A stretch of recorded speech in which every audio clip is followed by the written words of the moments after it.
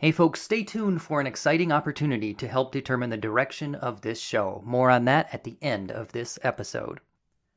If you are in doubt about whether masculinity can be toxic, well, it's pretty clear now. Numerous studies have shown that men are far less likely to wear masks than women. This is despite the fact that experts agree that masks do reduce the spread of coronavirus-carrying droplets. Men not wearing masks spreads COVID faster. In other words, this masculine behavior is literally toxic.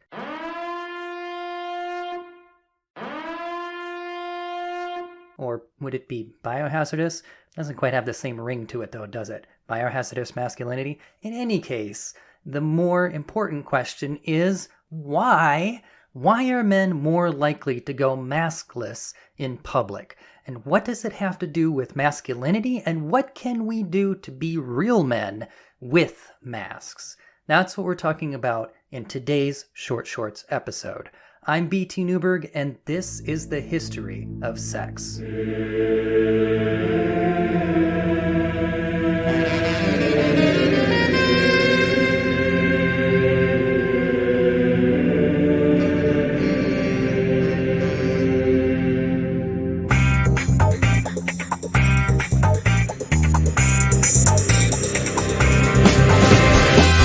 The History of Sex is sponsored by Dr. Gillian Kenny, historian of women, sex, and magic in medieval Europe.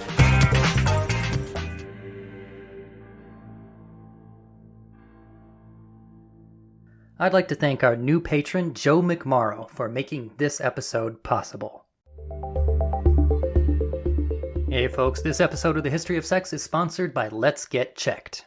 Did you know that across the globe, men's healthy sperm counts have dropped by 50% in the last 40 years? When I heard this, I immediately Googled it and found out it's true. Believe it or not, 1 in 4 men over 30 are low in testosterone and have a hormonal imbalance. Symptoms may include low energy or fatigue, erectile dysfunction, low sex drive, anxiety, brain fog, and even just having a hard time making decisions. And that's why I'd like to make you aware of our sponsor, Let's Get Checked. Their fast, affordable, and always confidential at-home test kits help our listeners take a measured approach to their health from the comfort of their own home. And it's not just male hormone testing either. Let's Get Checked offers a whole suite of tests for men, women, and everyone in between. And, get this, now they even have a test for COVID-19. That's right, you can now get tested for coronavirus from the privacy of your own home. They're CLIA approved, which is the highest ranking level of accreditation. All data is completely anonymized to ensure your privacy, and new customers even get 20% off by using our URL and code.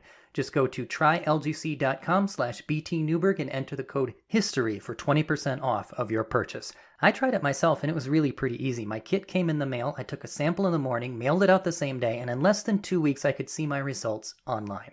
And I could even talk to a nurse for a personal consultation, and I never even had to leave my home. Get yourself checked for hormone levels, COVID-19, or whatever is on your priority list. Just go to trylgc.com/BT Newberg and use code HISTORY to get 20% off. That URL once again is trylgc.com/BTNEWBERG. Let's get checked.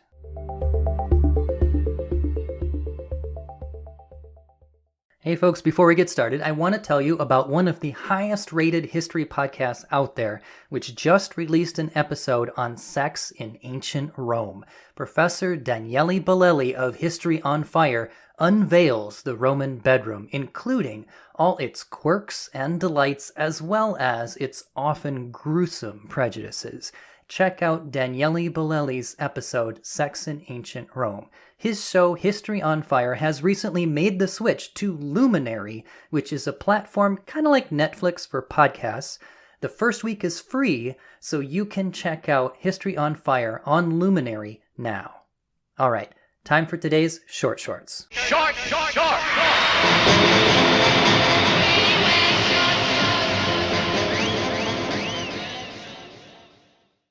So today we're talking about toxic masculinity, which is a controversial subject. Some people love the term, others hate it.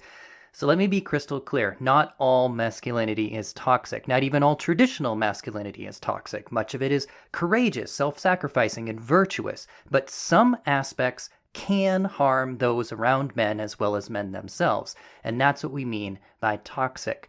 See our previous episode about toxic masculinity in the Third Reich for more on that. Today, we're going to look at perhaps one of the most significant moments in history, right frickin' now, or at least it feels like that, right?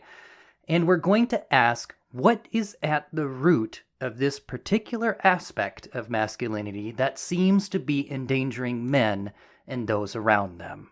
A Gallup poll from July 13th found that only 34% of American males say they always wear masks in public, and that's compared to 54% of females. Meanwhile, 20% of males say they never wear masks, compared to just 8% of females. That makes men 2.5 times more likely to straight out refuse masks.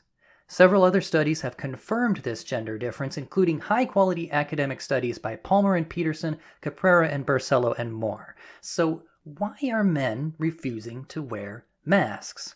Well, maybe it's actually a politics thing. Part of this could be political partisanship. See, Republicans, which for my international listeners, Republicans are the conservative party. Republicans are far less likely to wear masks, and men are far more likely than women to be Republicans. Hence, more Republicans not wearing masks means more men not wearing masks. So maybe this is just really a political difference, not really a masculinity thing. Maybe? Well, actually no. Even after you control for partisanship effects, men are still less likely to wear masks. Okay, well, maybe it's just an American thing then. Nope, not that either. During the swine flu epidemic in 2009, men in Mexico City were more likely than women to go without masks. And during the SARS epidemic in 2002 to 2003, men in Hong Kong were likewise more likely to skimp out on hand washing and mask wearing compared to women. So it's not just an American thing, it's a guy thing. It seems to be a gender effect. A study by Palmer and Peterson found that, quote, identification with the norms of masculinity have a significant influence on affective responses toward mask wearing. In other words, what they're saying is traditionally macho men feel worse about wearing masks. Similarly, Capraro and Barcelo found that men are more likely to believe that, quote, wearing a face covering is shameful, not cool, a sign of weakness, and a stigma. Yikes. So what we're seeing here is a difference rooted in the very concept of traditional masculinity. In the words of fellow podcaster Joe Rogan, masks are for bees. Insert a derogatory term for women there. Yeah. So it's a guy thing. But hold up. If it's a guy thing, then why are guys doing their guy thing by not wearing masks? Because in a certain sense, that's the opposite of what you would expect from traditional masculine gender roles. I mean, above all, men are supposed to be the protectors of their families, of their communities, and of their countries. But here, they are literally the ones endangering their families, their communities, and their countries. Everything about tough, macho manhood is designed to shout from the rooftops, I'm ready to lay down my life to protect myself and those I care about. So where is that sentiment now? You're so tough you're willing to die, but you're not willing to put on a frickin' mask? It doesn't add up. But from another perspective, maybe it does add up. Because what men traditionally do, mostly unconsciously, in order to demonstrate their readiness to die for their families or their countries, is they engage in risky behavior. See, usually protecting others involves taking risks. You stand up to that mugger, you're risking your life. You go to fight in a war, you're risking your life. The kinds of things that show readiness to protect are risky behaviors, and this is biological. Men have much higher levels of testosterone compared to women, and testosterone produces greater risk-taking behavior. It controls that neurologically. And you can see the results of this rather humorously in the fact that men are 90% more likely to win the Darwin Award, which is given out for unnecessarily stupid deaths. But in all seriousness, this is what's going on. Men take risks to unconsciously signal to potential mates their willingness to protect them from danger. Risky behaviors, from driving fast cars to going without sunscreen on a hot day to refusing to wear a mask during a pandemic, show that you are not afraid of danger. You're not afraid of the enemy at the gates. Unfortunately, this is not your typical enemy. In the particular case of COVID-19, the risky thing to do that shows how tough you are and how ready you are to die for others is the very thing that endangers those you are supposed to be protecting. Going without a mask is the risky behavior here, and men are using that to show how ready they are to protect their families. Unconsciously, but nevertheless, that's what they're doing. It's almost like they're daring the virus to infect them, just like standing up in the trenches of World War I and shouting, "Hey, you think you're so tough? Shoot me! Come on, I dare you!" But this isn't the trenches, and it isn't just about you getting shot. It would be a better analogy if when you got shot, then you went home and you shot your whole family. That's what this is really like. It's completely irrational. But that's how gender displays often operate. They're almost never conscious, rational decisions, and they are almost always unconscious, irrational acts that you don't question. You don't even think what you're doing has anything to do with your gender. That's how deep down it is. You think that you're making an informed, logical decision when what you're really doing is thumping your chest like a gorilla in the jungle. So the male instinct to show readiness to protect those around them is, in this case, actually not protecting at all. It's actually increasing the danger. Men are trying to show how ready they are to protect others from COVID-19 by being willing to get COVID themselves, and that's just plain backwards from what we want. It quite obviously contradicts the science on this matter.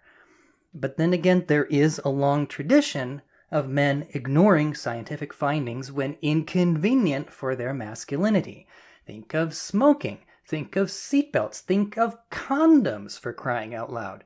You have to understand that the better part of masculinity is actually about projecting confidence, like you know what you're doing. However, most people don't and can't know what they're doing most of the time these days because things have gotten so complicated. You can't be an expert in everything, so you find yourself in the situation of always maintaining the illusion of knowing what you're doing, finally even persuading yourself. So then, when confronted with contrary evidence, it threatens to pop your little bubble, so you push it away. You say, that's just the eggheads in the universities saying that. That's the nerds, that's the pencil necks. I know what I'm doing. Right. I do. Of course you do. Are you challenging me? No, sir. No, sir. Not at all. So there you have it. That's just one of the uglier parts of masculinity for you. Now, I mentioned earlier that this is not just an American thing. It seems to be a feature of masculinity all over the world, and that's true. That said, I do think that there is an expression of this that is uniquely American.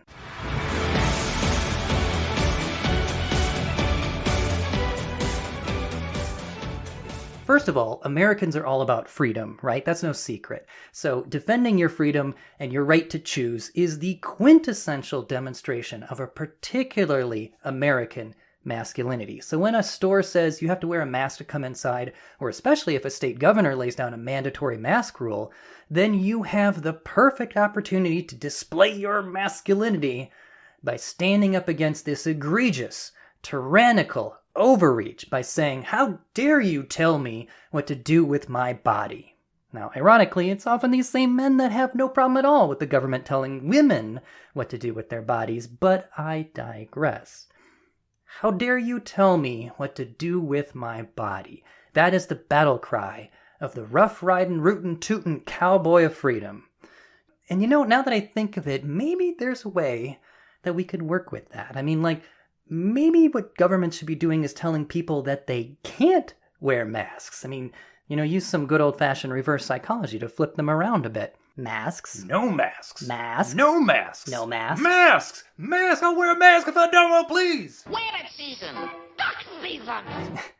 Because, the thing you'd think that men would be up in arms about is the right to wear a mask. That's what's gonna protect them and their family. The NRA should be right up there on the front lines saying we have the right to bear arms and the right to wear a mask. That's how you protect your body and your family. But that's just not traditionally how masculinity goes. Not only does it go the opposite way in terms of psychology, as we've already seen, but even historically in American culture, it goes the opposite way. There is a local historical American precedent for risking your body to prove your manhood. Now, for any of you who listened to our previous episode entitled How to Be a Man in Civil War America, do you remember that lovely little practice called gouging? This gouging is a backwoods sport which was popular in the American South in the mid-1800s, and it pitted two brawlers against each other with the object of literally gouging your opponent's eye out. Ooh, that's gotta hurt. Yeah, it was a bizarre and twisted means of proving your masculinity. See, the winner, well, he won, so he proved his masculinity by braving such a heinous risk and prevailing. Meanwhile, the loser also proved his masculinity, perhaps even more so, because forevermore he bore a mark which was visible to all, a missing eye, that effectively stated, "See how tough I am. This is how much I'm willing to lay my life on the line." So endangering your body to prove your manhood is a historical, tried and true practice. It's the American way. But it gets grittier than that, even. See, there's also a sexist and even a racist thing going on here. See, gouging wasn't just about proving that you were a man, but that you were a free man, with all the rights that implied. Because, what distinguished a white male in mid-19th century America as opposed to a woman or a black man? Well, it was that you had the right to choose to do what you wanted with your own body. Women and black men did not have that right. Women were still basically the property of menfolk back then. And blacks, well, they were slaves up until the mid-Civil War when the Emancipation Proclamation came out. And the fates of their bodies, both women and blacks, were at the whims of their menfolk or their masters. To be a man, a true man, the way they thought of it back then, was to demonstrate that you alone determine what to do with your body. And what more effective way is there to do that than to do something that no one would ever otherwise choose to do? Hence, gouging, risking getting your eye gouged out by somebody's thumb. By braving such a bloody sport, you were effectively saying, I'm male, I'm white, and I'm free. That, apparently, was what a real man was. So that's messed up. But to bring this back to COVID, is there anything of that old Civil War masculinity that could be informing our mask-refusing macho men of today? Maybe. I mean, women are no longer property of menfolk, nor are blacks of owners, but perhaps there is something vestigial still hanging around in the air like aerosol droplets infecting American men today. Now, it would be interesting to find out if there's any difference today between, say, Caucasian males and African American males in terms of how refusal to wear masks plays out.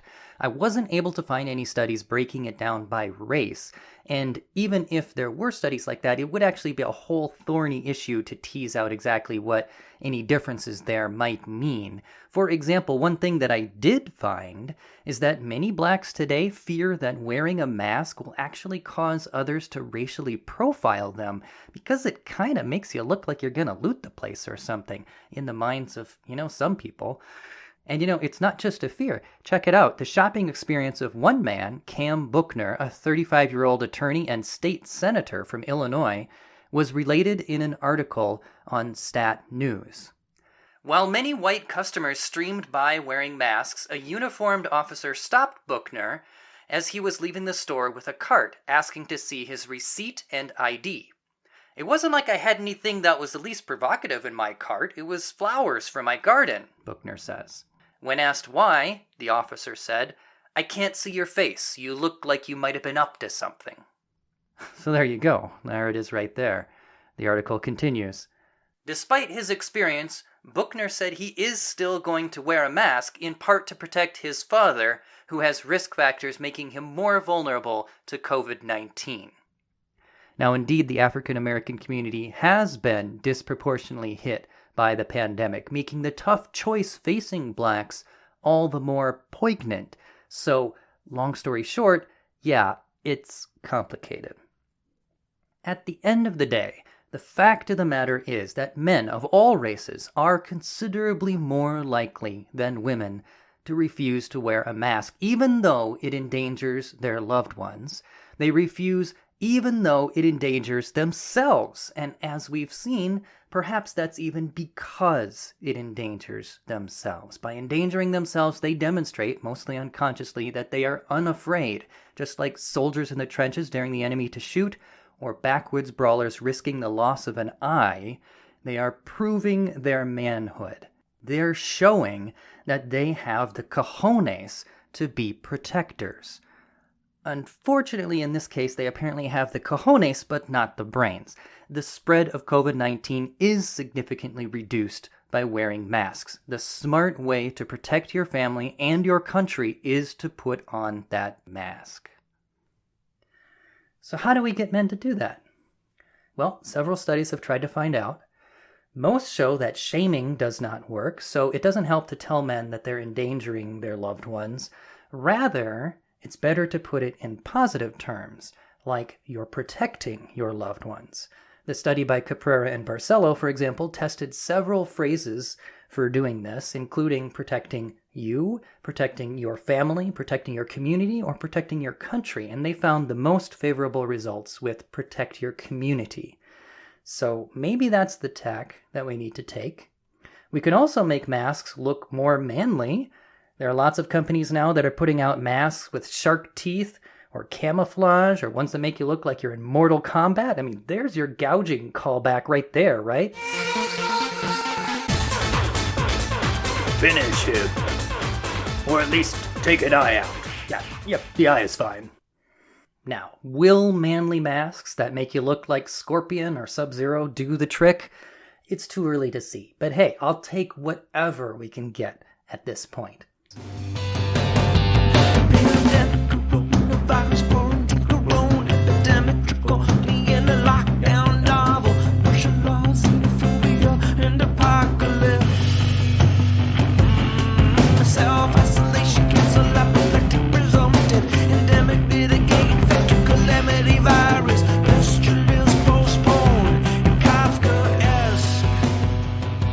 That was the Coronavirus Anthem by Jonathan Mann. Check out his awesome work on YouTube.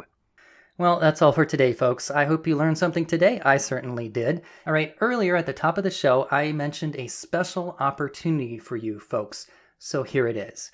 We need spotters for sex and gender-related episodes on other podcasts. Because as you know, we regularly feature showcase episodes from other shows. The more we do that, the more we knit our communities together, the more we learn from each other and promote each other, and the more you, the listener, get introduced to awesome new shows.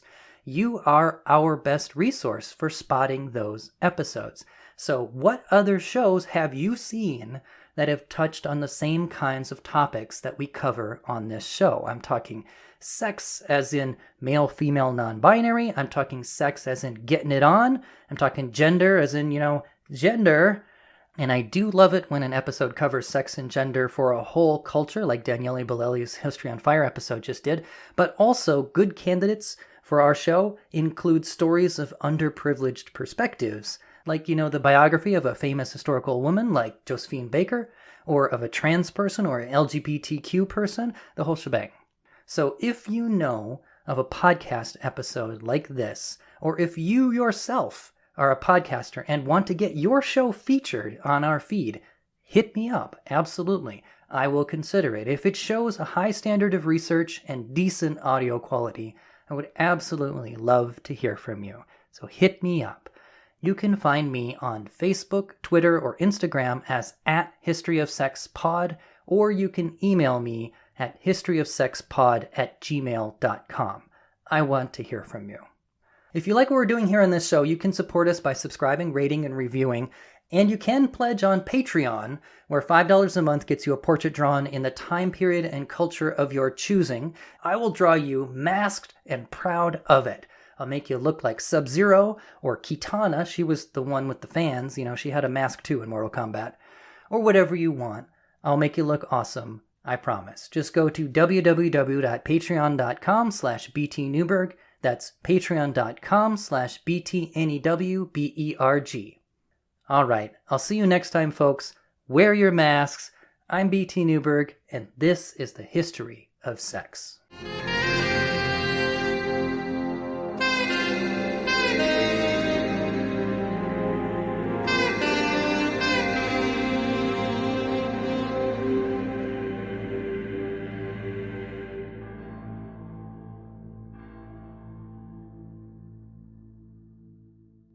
Podcast theme music mixed from tracks by Kevin MacLeod. For additional credits, references, photos, and more, see our website at www.historyofsexpod.com.